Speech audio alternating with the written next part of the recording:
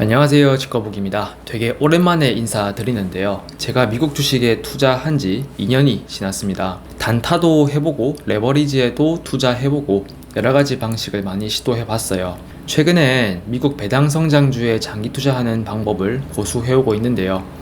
이런저런 느낀 점들을 말씀드리면서 수익 현황도 공유할까 합니다. 영상을 시작하기에 앞서 저를 처음 접하신 분들도 계실 테니까 저에 대해 간단히만 소개할게요. 일단 단기간에 최고 수익을 바라는 분들은 제 영상을 보시면 안 됩니다. 아무런 도움도 얻지 못할 거예요. 저는 괜찮은 수익률을 오랜 기간 유지하는 것을 목표로 삼고 있고요. 주식 투자 자체에 그리 많은 시간과 에너지를 투입하고 싶지 않습니다. 그냥 좋은 기업에 투자한 다음에 잊고 일상에 집중하고자 해요. 즉 저는 한번 매수하면 매도에 대해선 생각할 필요가 없었으면 좋겠습니다. 이번 영상은 저랑 비슷한 가치관을 지닌 분들께는 공감 가는 영상이지 싶고요. 아직 본인만의 스타일을 확립 못하신 분들께도 미약하게나마 참고가 되지 않을까 합니다. 그럼 영상 바로 시작할게요. 그동안 유튜브를 쉬면서 책도 좀 읽고 자아 성찰도 많이 했습니다. 그러면서 제가 올렸던 지난 영상들도 다시 훑어봤어요. 지금 현 시점에서 다시 보니 저때 뭘 안다고 저렇게 말했나 싶은 부분도 있고요. 뭔가 깨우친 사람처럼 말을 하는데 실제로 내가 그런 사람인가 진지하게 돌아봤습니다. 사실 저는 그렇게 깊은 철학과 원칙을 갖고 투자하는 건 아니에요. 솔직히 되게 단순하게 투자합니다. 금리나 환율, 물가지수, 고용 같은 거시경제 지표들 잘 모르고요. FOMC나 잭슨홀 미팅 이런 것들도 크게 관심 없어요. 그냥 금리가 올랐네 내렸네 정도밖에 모릅니다. 제가 그런 지표들의 개념을 잘 알고 해석할 수 있다고 해도 어떤 예측을 하고 현명한 의사결정을 내릴 수 있을까 싶어요.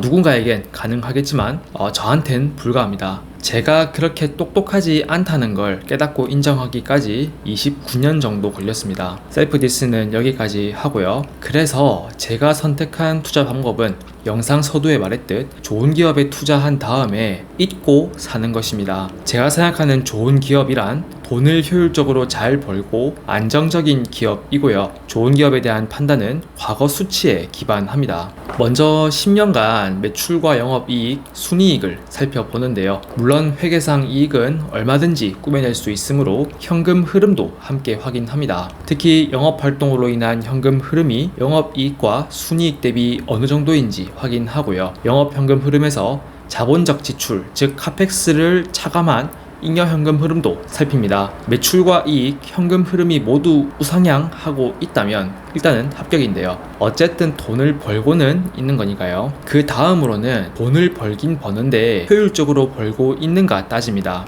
여긴 판단 기준이 꽤 여러 개 있어요. 개인적으로는 영업이익률과 ROE를 중시하고요. 굳이 한 가지만 꼽으라면 ROE를 따지겠습니다. ROE는 단기 순이익을 자기 자본으로 나눈 값인데요. 자본은 주주의 몫이며 기업의 단기 순이익 중 배당을 제외한 잔여 이익은 자본에 계속 더해집니다. 즉 ROE는 우리의 몫이 얼만큼 증가했느냐 보여주는 지표인데요. 결국 우리가 투자를 하는 이유도 우리의 몫, 즉 우리의 돈이 더 빨리 불어나길 기대해서이죠. 기업이 영업 효율성을 높이려는 이유도 궁극적으로는 주주가치 제고, 즉 자본의 증대와 맞닿아 있습니다. 장기간 높은 ROE를 유지했다는 것은 우리의 돈이 그만큼 빨리 효율적으로 불어났음을 의미하죠. 물론 우리의 실적은, 투자 실적은 사실 기업 내 자본과는 얼핏 무관해 보입니다.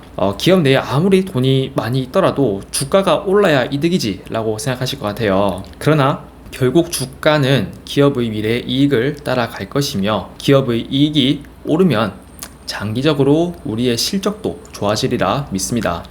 제가 한 말은 아니고요. 우리의 영원한 우상 버핏 형님께서 하신 말씀입니다.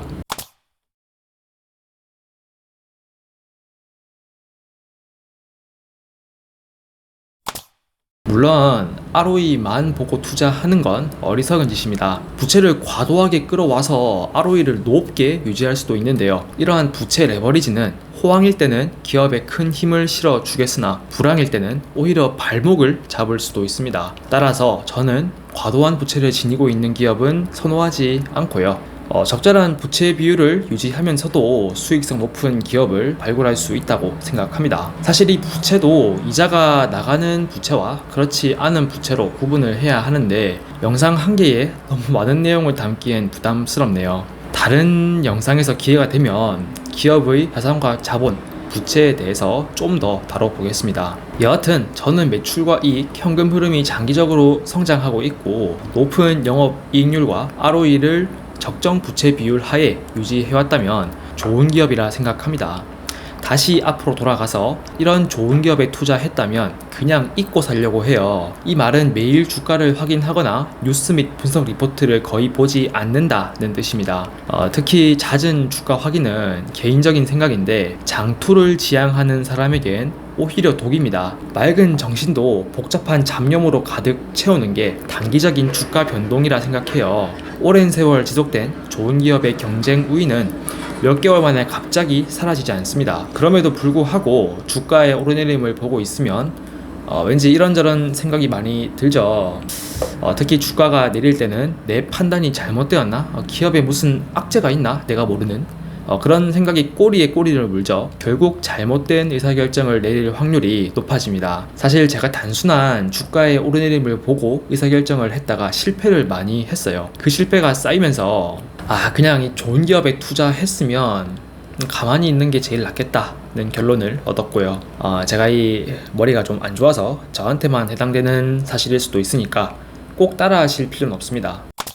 요즘 저는 이 투자 자체에 시간을 많이 투입하지 않습니다. 취미생활을 하고 책 보는 데 시간을 거의 다 쓰고요. 이제는 유튜브 영상 만드는 거에도 시간을 좀 쓸까 합니다. 굳이 투자와 연관된 활동이 있다면 제가 투자한 기업들, 지금은 총 4개인데요. 이 기업들의 분기 실적이 올라올 때 훑어보고요. 연차 보고서 1년에 한 번씩 올라오면 파트 1과 파트 1A, 파트 7 정도 자세히 읽습니다. 그 외에는 대가들의 책을 읽는 것 말곤 아무것도 안 합니다. 앞서 말씀드렸다시피 오랜 기간 유지되었던 좋은 기업의 경쟁력이 1년, 2년 만에 갑자기 사라질 거라고는 생각 안 해요. 사라질 수도 있는데 그 확률은 적다고 생각합니다. 적은 확률의 모든 위험을 대비할 수는 없고 할 필요도 없다고 생각하고요. 설령 진짜 그 적은 확률의 악재가 발생하더라도 몇 개 정도의 좋은 기업에 분산 투자하고 부채를 거의 쓰지 않기 때문에 제 인생에 재기불가의 충격은 없을 겁니다. 그렇게 믿고 싶네요.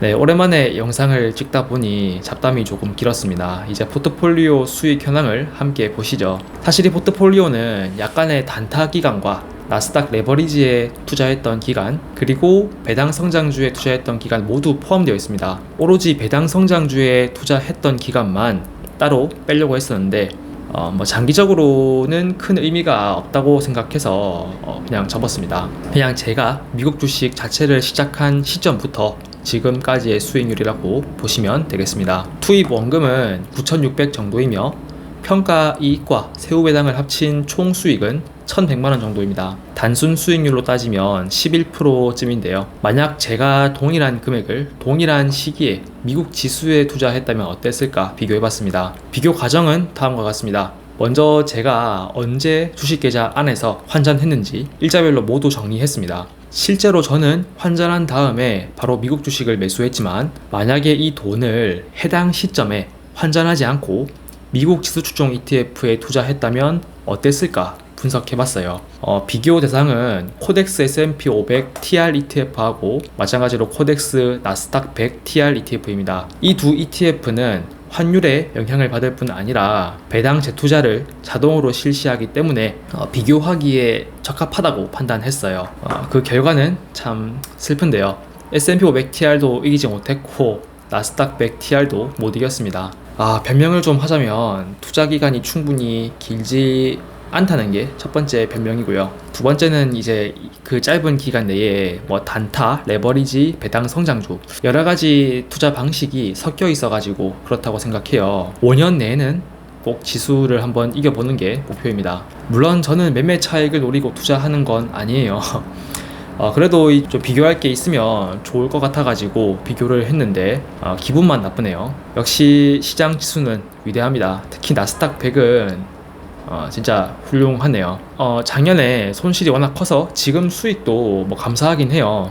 참고로 지금 계좌 내에 현금은 500 정도 있고요. 지금 환율도 높고 주가도 조금 높다는 생각이 들어서 당분간은 현금을 계속 모아가려 합니다. 뭐 실패하든 성공하든 돈 잘 버는 미국 배당 성장주 투자 실험은 꾸준히 지속하겠습니다. 네, 그럼 오늘도 길고 부족한 영상 시청해주셔서 감사드리고요.